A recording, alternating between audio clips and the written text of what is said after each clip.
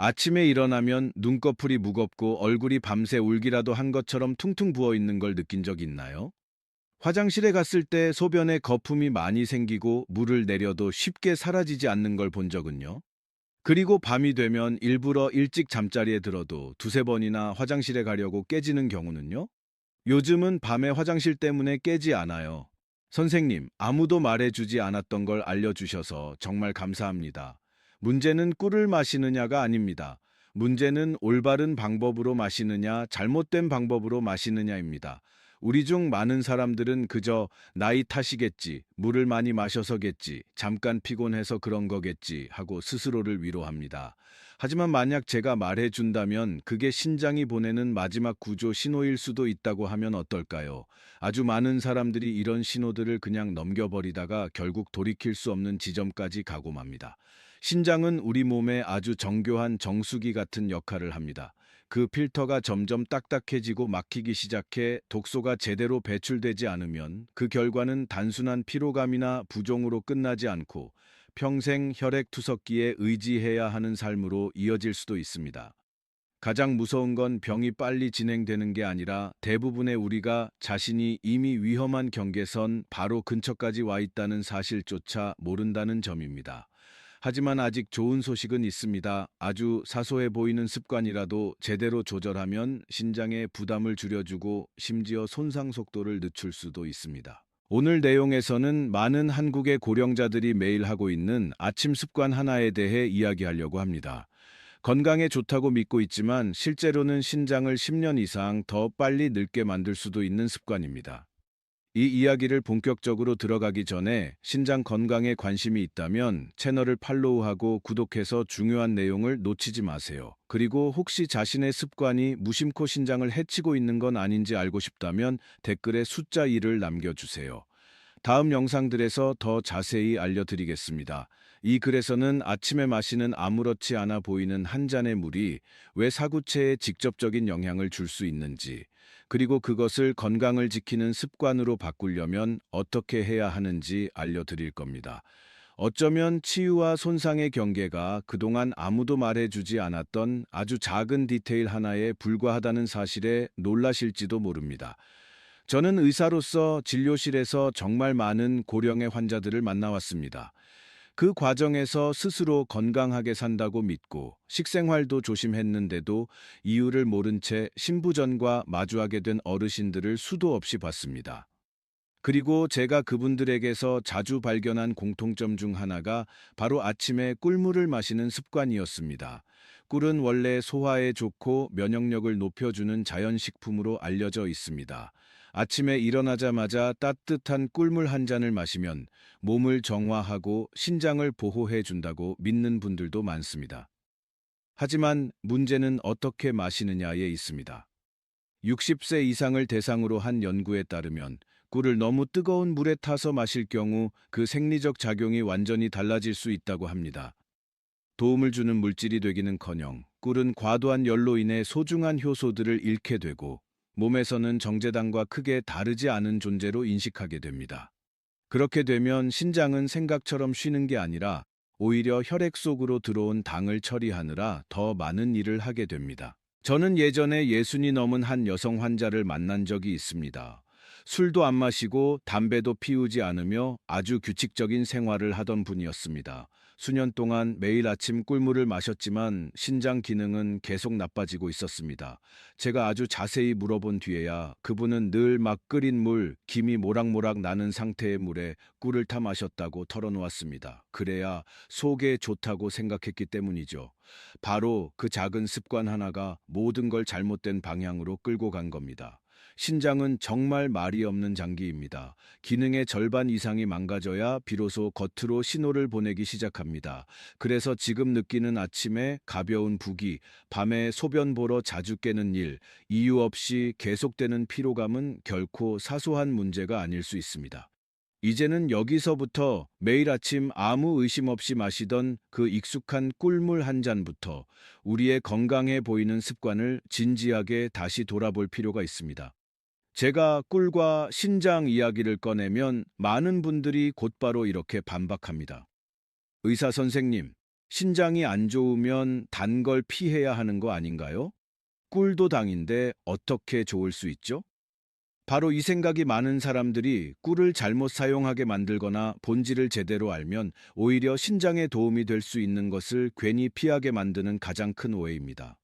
먼저 우리는 전혀 다른 두 가지 개념을 분명히 구분해야 합니다. 바로 정제당과 천연꿀입니다. 우리가 일상적으로 사용하는 흰 설탕은 사실상 죽은 결정체에 가깝습니다. 사탕수수나 사탕무에서 화학적으로 분리 정제된 것으로 단맛만 남아 있을 뿐 비타민도 효소도 미네랄도 거의 없습니다. 이 설탕이 몸에 들어오면 혈액을 더 끈적하고 탁하게 만들어 마치 물에 풀을 탄 것 같은 상태가 됩니다. 그렇게 점도가 높아진 혈액은 신장 안에 아주 미세한 모세혈관, 즉 여과를 담당하는 사구체를 통과해야 합니다. 그 결과 혈관벽이 쉽게 손상되고 염증이 생기며 시간이 지나면 사구체가 딱딱하게 굳어버리게 됩니다. 이것이 바로 대사 이상으로 인한 신장 질환으로 이어지는 흔한 경로입니다. 천연꿀은 완전히 다릅니다. 꿀은 꽃과 벌이 만들어낸 살아있는 식품입니다. 그 안에는 자연 상태의 단당류뿐만 아니라 플라보노이드, 프로폴리스, 비타민, 미네랄, 그리고 특히 180가지가 넘는 활성 효소가 들어 있습니다. 이 효소들은 단순히 맛을 내기 위한 것이 아니라 우리 몸 안의 생화학 반응에 직접 관여합니다. 올바른 방식으로 섭취하면 혈액을 끈적하게 만드는 것이 아니라 오히려 신장 모세혈관 내부의 미세 환경을 개선하는 데 도움을 줍니다. 특히 60세가 넘은 이후의 신장은 수십 년 동안 쉬지 않고 일해온 필터와 같습니다.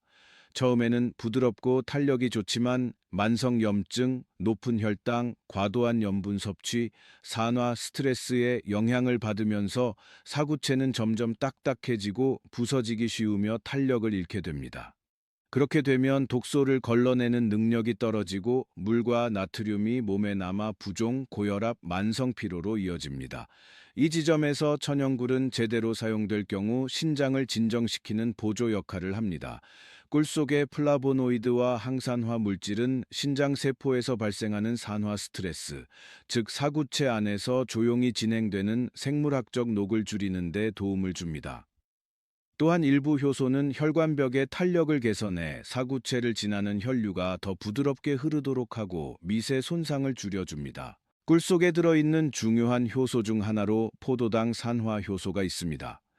이 효소는 몸 안에서 아주 소량의 과산화수소를 생리적이고 안전한 방식으로 만들어냅니다. 이는 의료용 소독제처럼 해로운 수준이 아니라 요로 내의 유해균을 억제하고 가벼운 염증을 완화하는 데 도움이 되는 정도입니다. 요로 감염이 자주 재발하는 분들에게는 꽤 의미 있는 자연적 보조 기전입니다. 또 하나 많은 분들이 놓치는 점이 있는데 꿀은 신장을 쉬게 해준다는 역할입니다. 조금 이상하게 들릴 수 있지만 매우 중요한 포인트입니다. 우리가 고기나 생선, 복잡한 단백질을 섭취하면 대사 과정에서 암모니아, 요산 같은 노폐물이 많이 생기고 이것들은 모두 신장이 처리해야 합니다. 이미 약해진 신장에는 상당한 부담입니다. 반면 꿀에 들어있는 자연 단당류는 벌이 이미 한번 예비 소화를 해놓은 상태라 몸에 들어오면 빠르게 에너지로 흡수되고 복잡한 찌꺼기를 거의 남기지 않습니다. 즉 신장에 추가적인 무거운 일을 시키지 않으면서 에너지를 공급하는 셈입니다. 또 하나 중요한 점은 전해질 균형입니다. 꿀에는 자연적인 칼륨이 적당량 들어 있습니다. 비교적 건강하거나 초기 단계의 신장 저하가 있는 사람에게 이 칼륨은 소변을 통해 과도한 나트륨을 배출하는 데 도움을 줍니다. 한국인을 포함한 많은 아시아 사람들은 국, 김치, 짠 발효식품 등 염분 섭취가 많은 식습관을 가지고 있습니다. 과도한 나트륨은 신장이 물을 붙잡게 만들어 아침 부종과 혈압 상승을 유발합니다. 꿀을 올바르게 사용하면 이러한 조절 과정에 도움을 주어 아침에 느끼는 가벼운 수분 정체를 완화하는 데 기여할 수 있습니다. 이런 이유로 일부 고령자를 대상으로 한 관찰 연구에서는 천연꿀을 올바르게 장기간 사용했을 때 신장과 관련된 염증 지표가 감소하는 경향을 보였습니다. 이것이 꿀이 병을 치료하는 약이라는 뜻은 아닙니다. 다만 신장이 더 이상 손상되지 않도록 돕는 환경을 만들어준다는 의미입니다. 문제는 제가 말한 이 모든 이점이 꿀 속에 효소가 살아있을 때만 존재한다는 점입니다. 그리고 바로 이 핵심 지점을 대부분의 사람들이 무심코 망가뜨리고 있습니다. 단 한 번의 잘못된 행동만으로도 천연꿀은 생물학적 가치를 모두 잃은 단순한 당 용액으로 변해버립니다. 그렇게 되면 신장은 도움을 받기는커녕 오히려 당을 처리하느라 역과 부담이 더 커집니다. 다시 말해 꿀이 신장에 나쁜 것이 아닙니다. 문제는 우리가 그것을 사용하는 방식입니다. 만약 매일 아침 너무 뜨거운 물에 꿀을 타 마시거나 뜨거운 커피에 넣고 있다면 그것은 결코 보약이 아닙니다. 당신이 모르는 사이 신장은 매일 조용히 더 많은 일을 떠안고 있는 것입니다. 이 메커니즘을 이해하는 것이 변화의 첫걸음입니다. 하지만 이해하는 것만으로는 충분하지 않습니다. 더 중요한 것은 꿀을 정확히 어떻게, 어느 온도에서, 어떤 시간대에 사용해야 하는지, 그리고 절대 피해야 할 실수가 무엇인지 아는 것입니다. 바로 이런 사소해 보이는 디테일들이 신장을 보호하는 것과 매일 조용히 손상시키는 것 사이의 경계를 만듭니다. 꿀의 진짜 가치가 그 안에 살아있는 효소에 있다는 것을 이해하고 나면 우리는 꽤나 냉정한 사실과 마주하게 됩니다.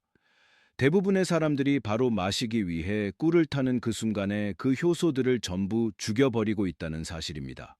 고급 의학 지식이 없어서가 아니라 수년 동안 몸에 밴 하나의 습관 때문입니다. 바로 뜨겁게 마셔야 몸에 좋다 같다는 생각입니다.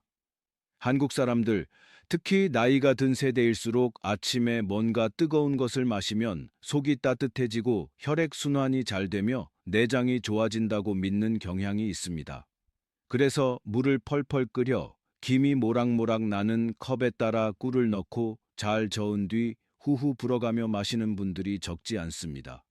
그 순간 목이 따뜻해지고 속이 편안해지는 느낌이 들어 스스로 옳은 일을 하고 있다고 더 굳게 믿게 됩니다. 하지만 생물학적인 관점에서 보면 바로 그 순간 꿀은 더 이상 꿀이 아닙니다.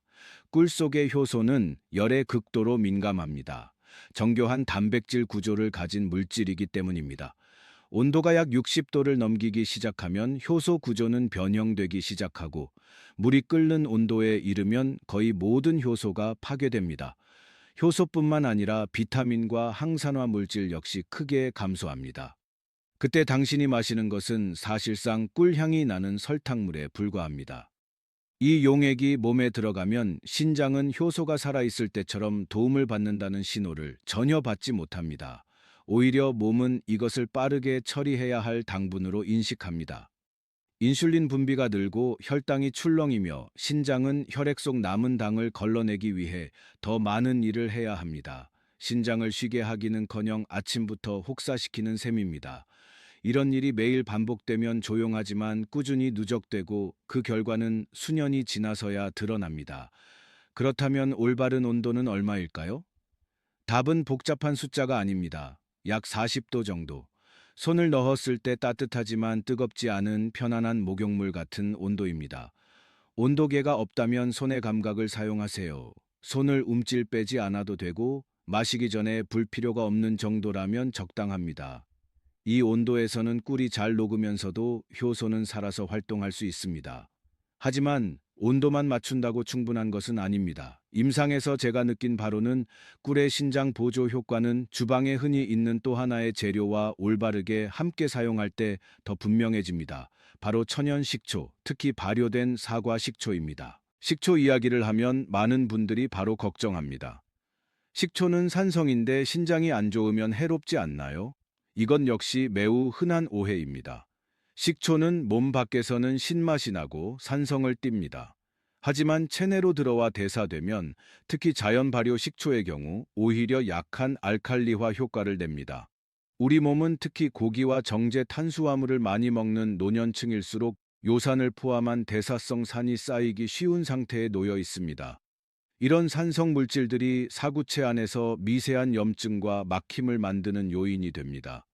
꿀과 천연식초가 적절한 조건에서 함께 작용하면 이런 환경을 완화해 노폐물이 더 쉽게 배출되도록 돕습니다. 식초에는 구연산도 들어있는데 이는 요로에서 작은 결석이 형성되는 위험을 낮추는 데 도움이 되는 성분으로 알려져 있습니다. 신장 입장에서는 배관의 구석구석에 쌓이기 쉬운 찌꺼기를 청소해 주는 것과 비슷합니다. 꿀은 부드럽게 에너지를 공급하고 맥의 역할을 하며 식초는 정리하는 역할을 합니다. 두 가지를 적절한 양과 방법으로 사용하면 서로 매우 잘 보완됩니다. 만드는 방법은 전혀 복잡하지 않습니다. 약 200ml에 40도 정도의 따뜻한 물을 준비합니다.